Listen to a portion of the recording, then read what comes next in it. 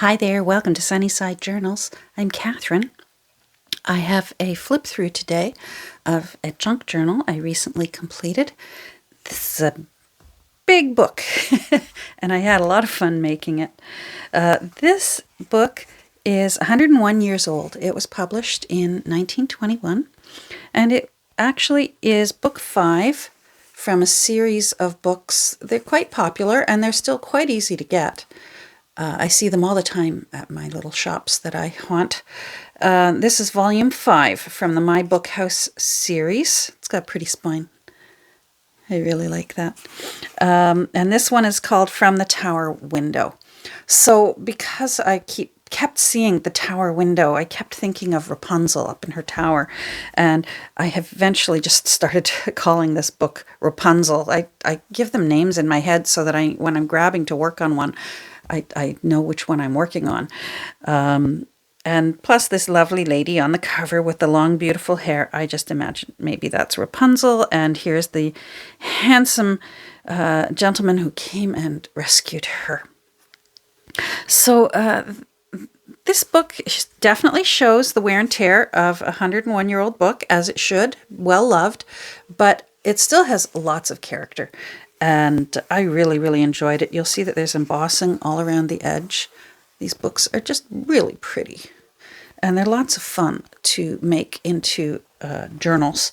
Now, as I said, it's quite big. So it is about 7 inches by about 9.5. And then it is a little bit more, about 1 5/8 inches thick. Since we've got it up right here, let's talk about this. It has 9 signatures in it. I have put, we've got to put that back in. I have put 240 pages in here. I had to think for a second, of varying sizes. And I was able to put the original headband and footband back in. So that's a little bit of sari silk fluff. Let me get that. There we go. And I love when I'm able to do that. So I think that looks really clean and fresh and classic looking. And it's nice that it was able to go back into the book. Now, as ever, I always do a little bit of a lead up in case you're new here. When I make my junk journals, I really try my best to make them from junk. So other people's junk. So you're going to find that the papers in here are from repurposed sources. Thrift stores, church rummage sales, if I can find it on Facebook Marketplace or Garage Sale, or estate sales. And a wonderful source to me is the generosity of the sweet people who send me happy mail. So you're going to see quite a variety of some really cool stuff in here. And unless I spot something as I'm going through, as far as I know with this book, the only brand new thing is this bulldog clip right there. That's new. They're very hard to find. Thrifting. They're hard to find secondhand. So that is new. And if I spot anything else, I'll certainly mention it. So let's take a look inside. I was able to save the first opening page, which I think is beautiful. I must say, when I first was going to transform this book, I was a little uneasy. The publisher chose the colors of orange and aqua to illustrate all the pictures that are in it. And at first I thought, oh. And you know what? I embraced the orange and aqua, or turquoise, and I ended up really, really enjoying it. So I didn't overload it. So it's certainly, if those are not your colors, it'll be very easy to just add in your colors and it'll quickly become your own. But I thought I would preface that because you're going to see here and there oranges and aquas. And the end papers, I wanted to make use of a little pad of scrapbook paper that I found on one of my thriftings. It's not your regular 12 by 12 scrapbook paper. It was smaller, but it had some really nice black and white papers. So I was able to piece them, 3 of them together for the front and the back page. And I actually created a pocket by piecing them together. And I did a bit of sewing around the edge. And then I also made a pocket here using an original illustration from the original text block. You'll see there's the shades of orange I was telling you about. I added some square-shaped brads there just to add. It looked kind of medieval, so I thought, oh, I'll put a little bit of metal in there. And then I was able to add in the extra other colors just here and there in fun ways. So here you'll be able to, this is from a vintage Monopoly game, and you can take a ride on the Reading Railroad or the Reading Railroad, however you pronounce it. And I put just a little tab there to remind you that that's a pocket, because otherwise it could just, I'm worried that it would look just like a pattern and not realize that that's a pocket. And it's a nice size pocket. You'll be able to fit lots of stuff in there. There's tons of journaling space in this book. I did not over ephemerize it. I did not over pocket it. You're not going to find tucks and pulls, and I didn't do that. I've left that up to you. But I did have a lot of fun. I couldn't resist. Look at that profile there. It's just so pretty. All the cascading ruffles and tags and tabs and laces. I had a lot of fun. So I got you started, but the rest is going to be up to you. And hopefully your imagination will go wild. So on the other side of the first page, you'll see here where it tells you that indeed it's 1921. So she's an old girl, but she's lovely.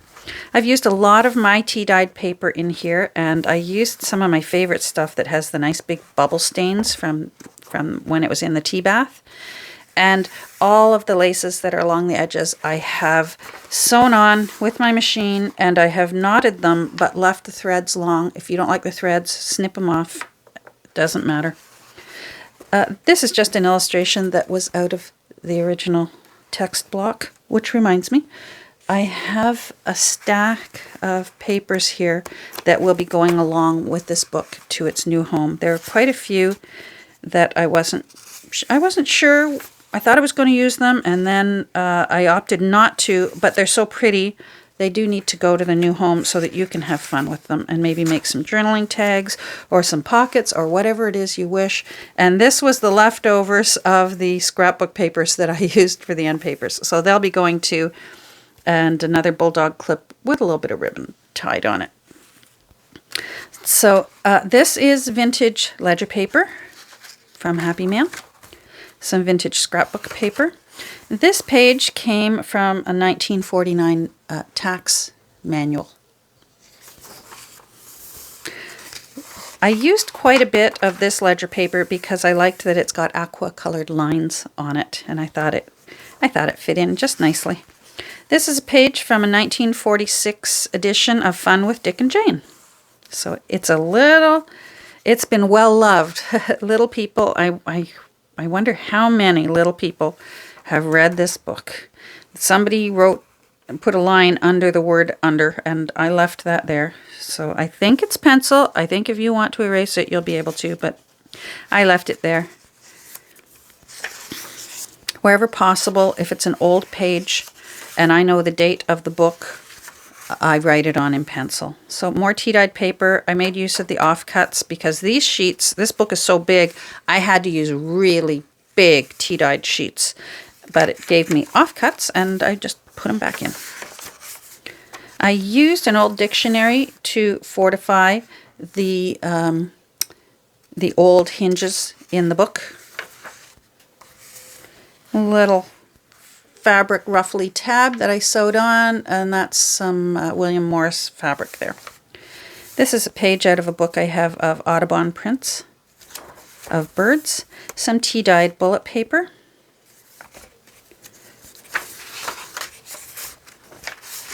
See what I mean? Just tons of room. Here's a little envelope that I made out of a page from a reprint of an Eaton's catalog. Here in Canada, Eaton's is very similar to Sears, although it doesn't exist anymore. But we had it for, I think, over 100 years. I've put in a little blank Rolodex card because I don't like leaving empty envelopes. Put a little tab on here. I used a picture from the original text block, and you can just tuck the tip of the envelope there and close it, but you can open and close it as you please. I love using papers that still have the holes from where it was coil bound.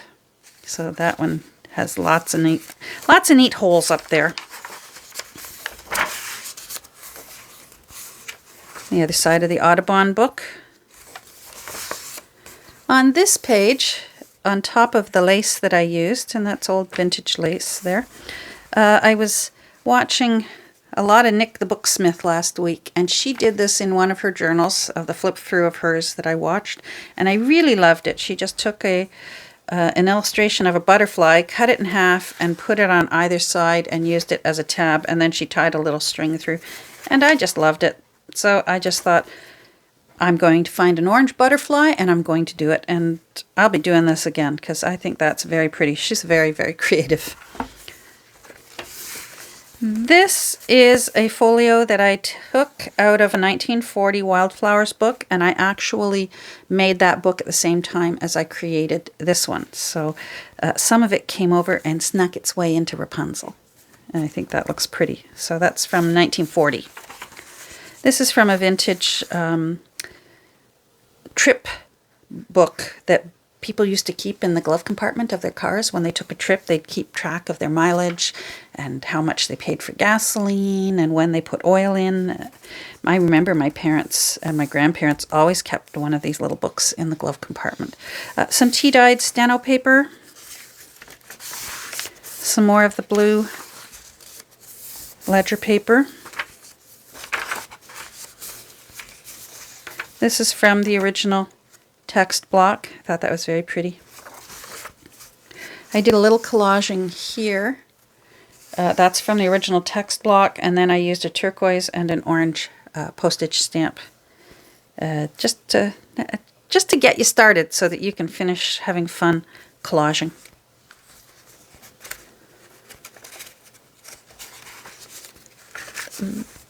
Some more ruffled turquoise fabric this time. This came in Happy Mail, and apparently it is Tim Holtz fabric.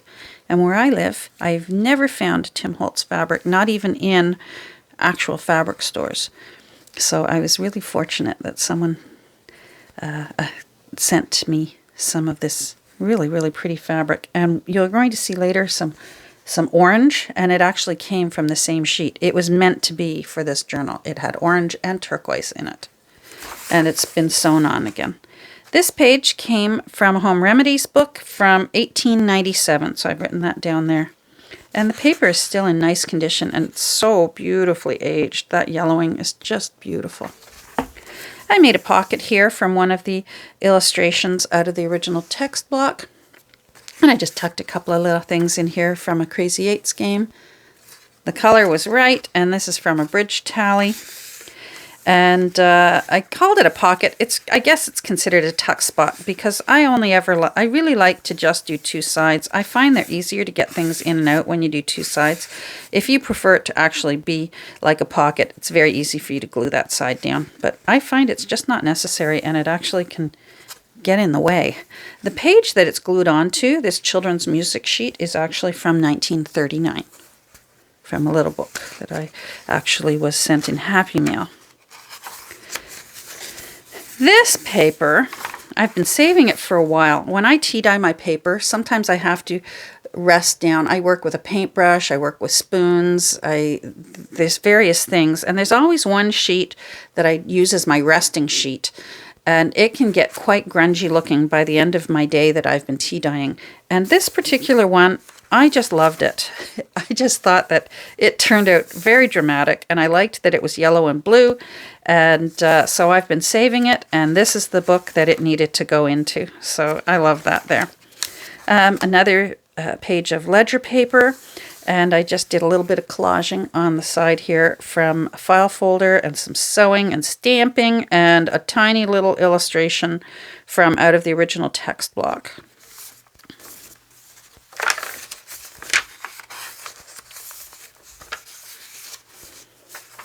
The other side of that 1897 book.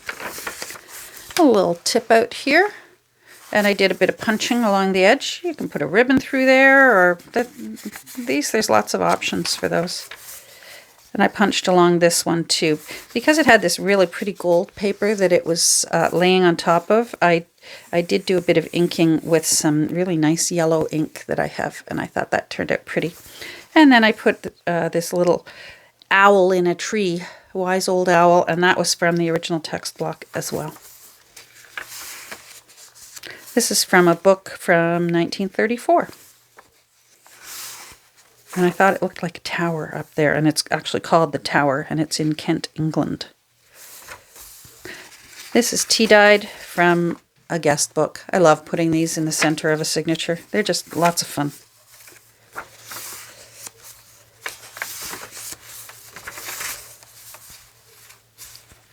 Some more lace sewn on here, and another little butterfly in the spirit of Nick the Booksmith and what she does with those.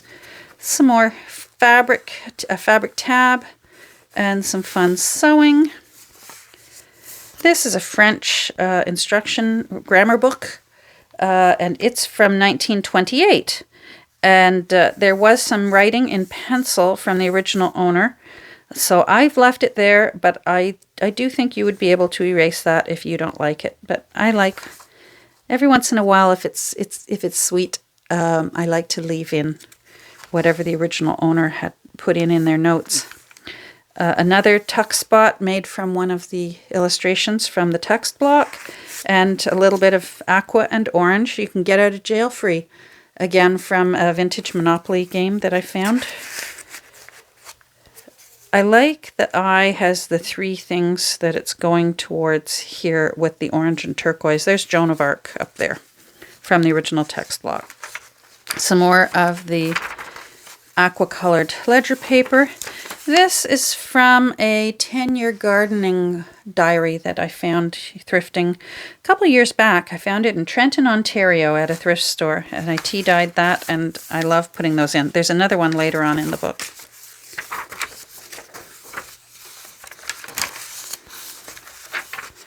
And the little bulldog clip with some more of that Tim Holtz paper, and just a little journaling card in the right color. So I just put that there.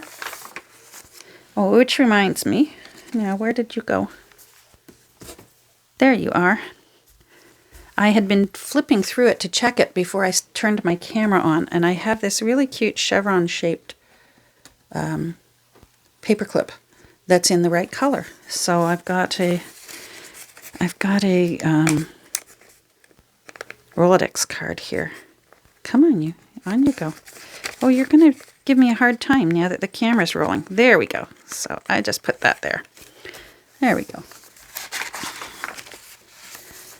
This is from a book. It's not old, but it is on the history of calligraphy, and it's just got some beautiful examples of calligraphy through the ages, so I put a page in. Some tea-dyed children's composition paper, a page out of Edith Holden's The Country Diary of an Edwardian Lady, some more of the tea-dyed, isn't that a good bubble? I love that one. Beautiful. More of Edith there.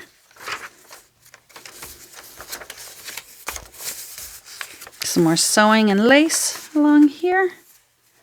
Another ruffle from that same, it's from the turquoise. It was meant to be. A vintage statement that I tea-dyed.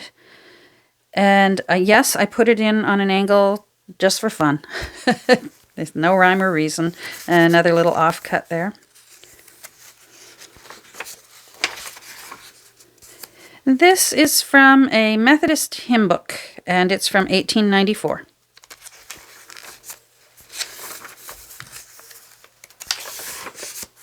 More bubbles.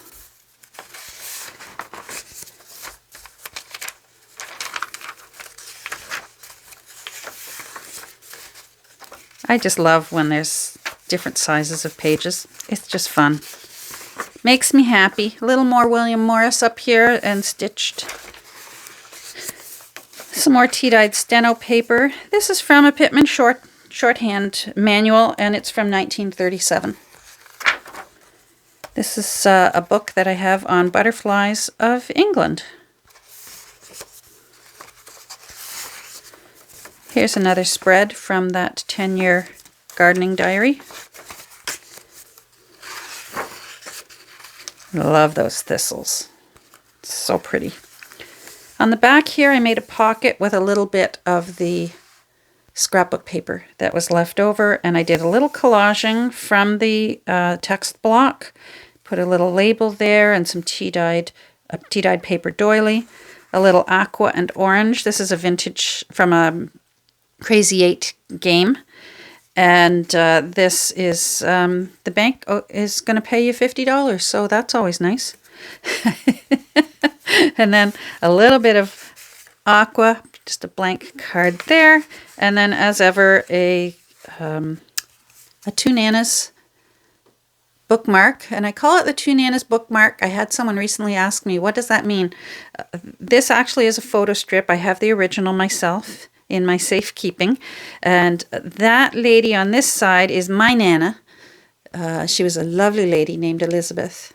And this is her daughter, but she's my mother. And my children called her Nana. So I always refer to this as the Two Nanas bookmark, because those were the two Nanas in our family. And I just love it. So on the back here, I've used an illustration from out of the book to create the back of it. And then, of course, put my usual Sunnyside Journals information there. So that's there. This is also from the original text block. This is the original, one of the original end papers. One was very badly destroyed, and the other, the ones that got glued down, there was no saving them from the edges got torn. The one side, this was in very nice condition. The other side had a really hard, a little person named Kim had written their name in really big letters and really heavy and almost poked right through the paper because it's 101-year-old paper. But I was able to save a lot of the artwork that was on that page because the Kim part was right there. But I was able to save the rest of this hill where all the children are scurrying down, and then they're going to go along this bridge and up into the storybook castle up there. And I was even able to save some of the leaves that... Oh, let me move that down so you can see. It's a big book. Save some of the leaves and still run them across the top. And as I mentioned, same with the front page, it is a pocket. So, and I continued with the turquoisey aqua colors and tucked those in there for the time being to remind you that it's a pocket until you get comfortable with it and make it your own. So this beautiful big book, it's tons of room in it for journaling. Isn't that pretty? I just love that. Will be available in my Etsy shop.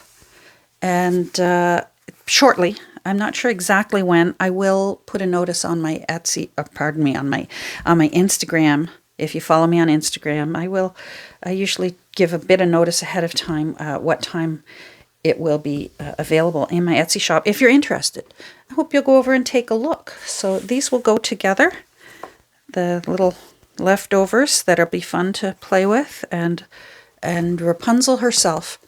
So thanks for joining me today. I hope you enjoyed this flip through, and I hope you have a great rest of your day. Take care.